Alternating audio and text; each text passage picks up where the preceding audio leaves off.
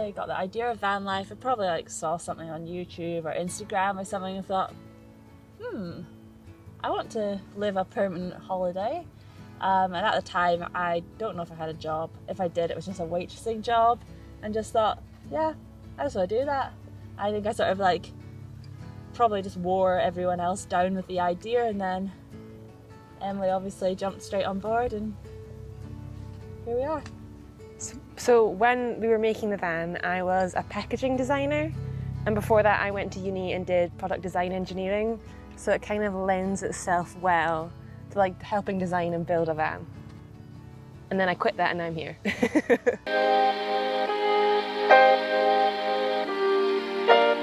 Hi, I'm Emily. I'm Christie, and this is our van.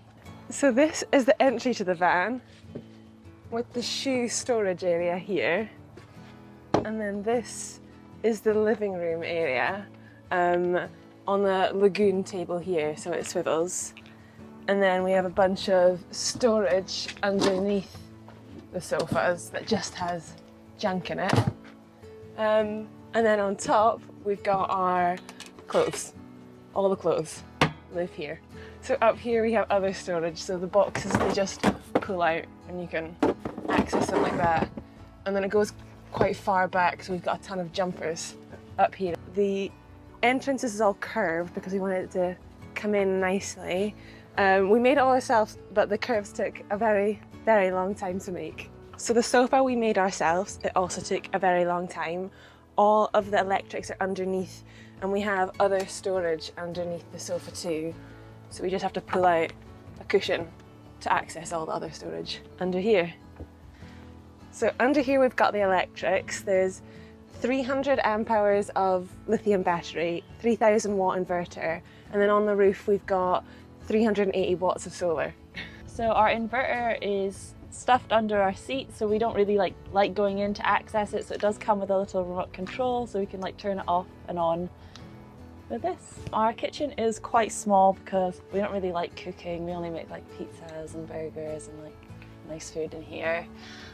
So we knew we didn't need a huge space for cooking. We opted not to have like a built-in hob just because we wanted the extra space, and we like to watch TV in bed, so we sit that here. So we do keep our hob and like a George Foreman and everything just in here. This is like our everything drawer. Cook on induction stove. Yeah. It's enough with power. Yeah, everything's electric here, and we have just a little pull-up socket. And then...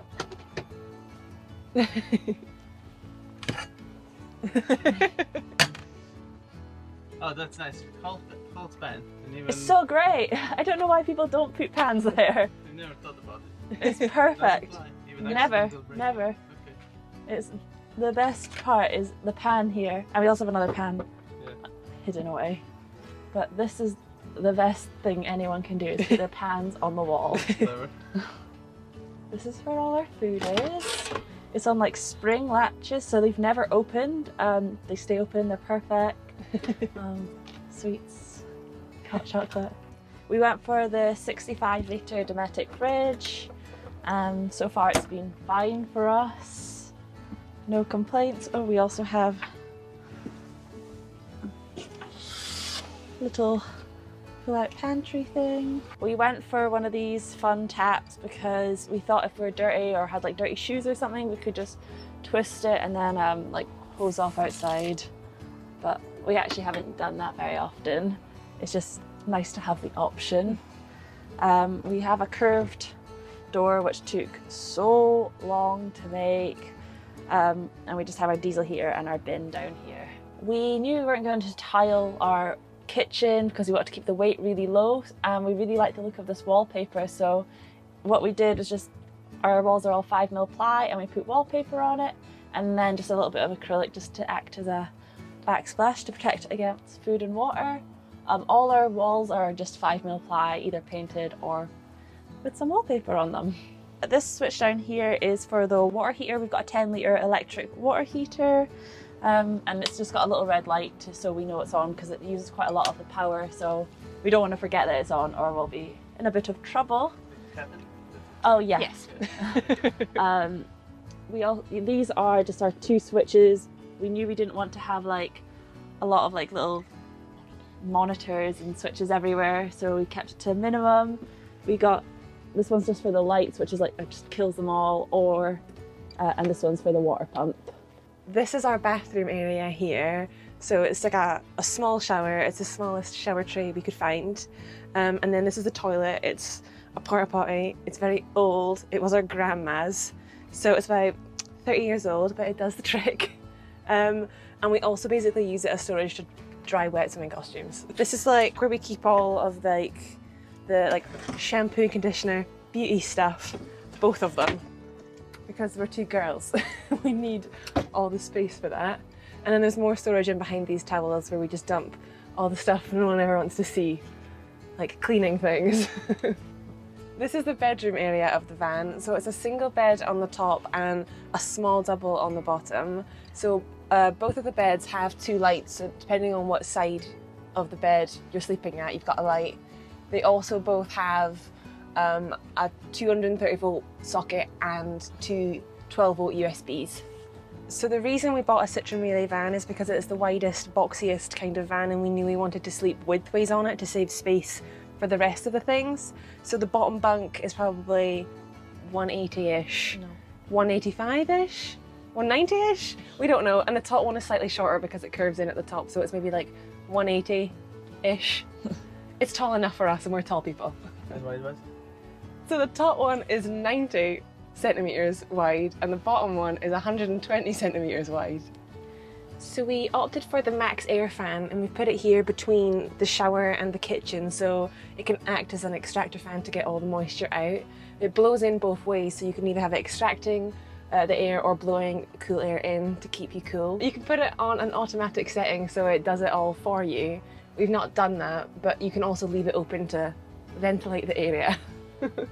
So we put the windows in ourselves. The one on this side is just a standard window that doesn't open, and the one on this side does open for ventilation again. Yeah, we cut them and put them in ourselves, but here we are. Oh.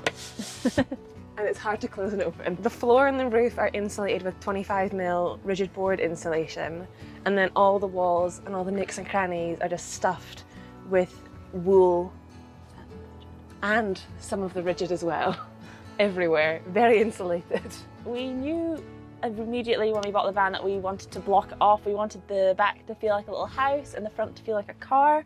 A lot of people think it's like, oh, it's a bit of a security issue, like if you need to get to the front in the middle of the night. But although we're two girls, we're quite tough and strong, and I think like we feel like we could take on anyone, so it's not been a problem for us yet. And I just think it makes like the living room space feel a lot bigger and a lot more homely without having to see seats and stuff. And also because we are like separated off from the front, it means that we're not losing as much heat from the windows, especially in winter like it is now. Our grey water tank is just underslung under the van. Our freshwater tank is just under the bed, and that's that. A 70 litre freshwater tank and 50 litre grey water tank. I think the back might be one of our favourite parts of our van. We've slung up our electric scooters, which have been so useful, especially here in Spain. We have storage here for like little stuff, like this is like games and stuff because we get bored. And a lot of like electrical and watery stuff here, just so it doesn't get lost in the garage area. The scooters are just stored like this. These brackets are kind of handmade and screw directly into the metal frame of the bed. We also like that they're positioned here just because we can charge them off the plugs here because they require 230 volt socket to charge, so it's very convenient having them here, and we can charge them when we're in bed, whenever, it doesn't really matter. We also have a reversing camera up here that we installed ourselves. We don't really use it, but it's nice to have just in case. This is our outdoor dining area. We haven't used it that much because where we've been hasn't been that sunny, but we hope to use it a lot more over the next few months.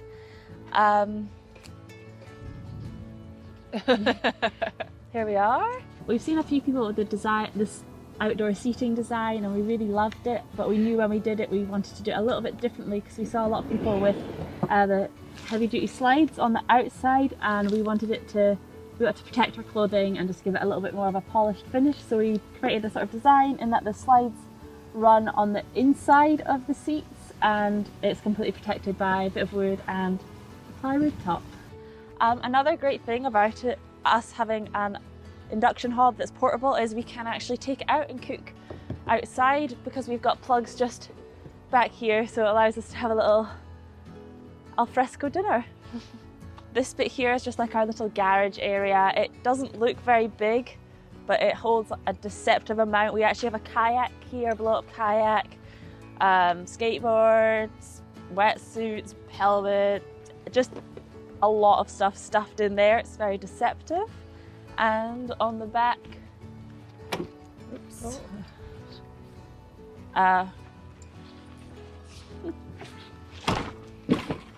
We also have a bike rack. The bed is made out of the IKEA Scorva mid-beams, which is used in like all of their double beds, and great because they just extend to whatever size you need. So it's just the bottom one has 3 and the top one has 2, just extended the whole way across and then slatted over the middle. So we opted to put our water tank hose filler up area inside the van because we wanted to reduce the amount of times we cut into the shell of the van because it's just like possible ignition points for rust. So we popped it inside and it's just accessible by taking off this bit here and we just fill it up with this hose. Yeah. So we wanted this van because it's the widest, most boxy one, so you could like fit the most in it, and we knew we wanted to sleep widthwise. I think just by sleeping widthwise it gives you just so much extra room. Like our widest point of our bed is 120 centimeters, whereas if we went lengthwise it's near 2 meters, and that leaves so little room at the front. And we wanted like a living room, like we wanted to play games with our friends that we don't actually have. And like just stuff like that. I think we wanted it to be like a place that we could entertain if we met people on the road, or if any of our friends wanted to come out and visit us. If you want to come out and visit us, please do. Yeah, there's room for 1 extra guest because it's a double and a single bed, and then there's 3 seats in the front as well. So room for 1. Anybody. So we'd never built anything at all before, so the whole thing was like a learning curve. We'd never used power tools or anything like that. So we're like learning how to build a van and building one at the same time. But I feel like if we were to do it now, it would be so much quicker because we know what we're doing now. At the same time, you decided to go with curves, or you had no idea? Yeah, we didn't want to make it easy. I think the problem with us is we're like meticulous planners, and everything is super like well thought out and detailed before we like jump into anything. So our plans really didn't change at all from like the first drawing we did to like what it is now. So I think like designing it was a fun part. We did spend a lot of time designing it. Did you do that on the paper or on some program? Just on paper, and then I think I mapped it out like to scale on a packaging software at work. But no, I didn't. and if you're watching, I didn't. If you're watching, I didn't.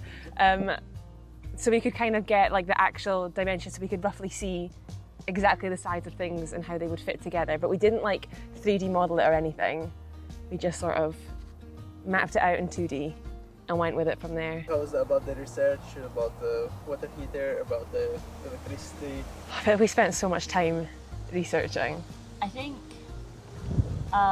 we're quite lucky that our dad also is an engineer, and he got quite involved in the electrics, so he was advising us on what to buy and how much would be enough. But yeah, he was helpful. I think just the internet is so useful, so you can find anything you need there. Yeah. How is it working for you so far? Like, is it exactly as you imagined it, or a bit different? No, perfect. I feel like everything is how we imagined, but we did think we would meet more people. Like, we turned up and we were like, oh my god, like there's literally no one here. But like, other than that, like the whole van life and how the van is working for us is working very well. I feel like a lot of people say that like when you build your first van, you'll like live in it for a little while and you'll want to change 100 things, but like, I genuinely wouldn't change a single thing. Like maybe no, I wouldn't. Maybe we wouldn't paint it white. Oh yeah, white. But like in terms of the design, I genuinely believe for us it is perfect. We're proud. Were you still living together in parents' house? So before I worked in a different city, but and then just sort of before we left, we were doing like the finishing touches. We were both just living with our parents. So how has it been now?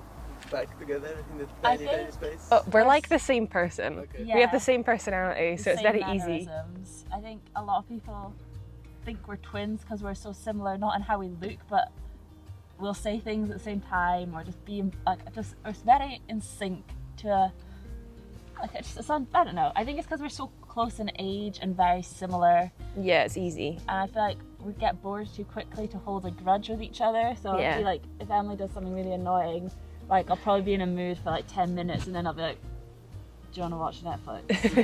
Just because I don't know. I feel like it's easier than being with like a friend because we're essentially the same person. We are. Okay, so it works perfect. Yeah. Yeah, it's easy. How do you sustain this living? We are just running on savings until we run out of money, and then we'll have to go home and get a job, or hopefully find a job somewhere to get a bit more money. But I feel like we can last a while where we're at just now. Do you have some plans to try something online, or you just Yeah. go back to do the job you've done before? I've not thought too much about it. Well, we actually have been like writing up a blog about how We built ours. and like instructional posts about how to get the exact same finish, because I don't want to blow our own horn, but I do believe ours is finished to quite a high standard, and it's not from us being experts or anything. No. Anyone can achieve this. It's just about like planning and taking far too long doing things. So we have been writing up that, and we've been writing up about like some of the places we've stayed, and we did the North Coast 500 in Scotland, so we wrote up about that. So we're just sort of working on that in our downtime, hoping to monetize that in the future. What is the name of the blog? Same as our Instagram handle. Yeah, this pair go there. .com. Tell about the van itself. So it's a 2016 Citroen Relay. The mileage when we got it, I think, was like 114,000 miles, which was quite a lot, but it's quite for a van. It's not a huge amount, and it was a good year. But since we've had it, we've had the engine replaced. We've been very unlucky. Whoa. So we've got a 2021 engine now. Okay. She's got a new Brand engine. new engine. Brand new engine. Expensive. Yeah. So how much was the van and how much was the repair? Well, we were quoted to repair it. It was the same price as the van that we spent. So our van on it. cost £8,000 when we got it, which is like super. It was a good deal. And it's a very, very long story about our engine. Basically, we took our van into Halfords To get it because fixed. our blowers weren't working, and they misdiagnosed it, and like charged £1,000 to get like all these other things fixed. And then on our first journey, Halfords is like a garage in the UK. And then on our first journey since having everything repaired, our van completely broke down, and we had to get like rescued by like the RAC, like the And towed home. and towed all the way home. And they like refused to take any Responsibility for it. even though they misdiagnosed it. So in the end, we got a better deal on our engine, But because they started by quoting us like £7,000 to fix it after we'd already spent 1,000, which is the same price as the van was. And we were like, don't know about that. And then they did take it down, but still not happy about it. after a lot of angry emails. Oh, so many angry emails. You leave some reviews? No, not yet. we had like meetings with like all the managers, and we're like with our paperwork. It was so bad. It was like a 40-page email we sent them with all like the evidence of them being negligent. It was so bad. I mean, it all worked out in the end. Yeah, but it's fine now. we're never going back to Halfords. No. So and the build itself, how much it cost? So I think total, like spending, before we got the new engine, on the van and the build, we maybe spent £15,000, like total. But that's gone up since we got a new engine. But I think we did pretty well, like for the money that we spent on it. Like we managed to do it fairly reasonably priced for like the amount of like electrics. I think for the spec of it, we didn't spend definitely. a huge amount. How long did it take to build it? 8 months. 8 months. Eight But it long was, like, months. 8 months over winter, so 4 months over summer, I guess. And it was during lockdown, so you couldn't really be doing much else anyway. And you couldn't drive it anywhere anyway either because of all the rules. So it was 8 months, but 8 months at a good time. If you would start everything from the beginning again, would you do something different? No. I honestly don't think I would. No. I'm happy with it. I love it. But if I were to make a van, Yeah, if we were to do it for somebody else, if we were to help wouldn't someone have else, any curves. yeah, because that's what took the longest. But for us, I would do this 100 times over. But I wouldn't waste that energy on someone else.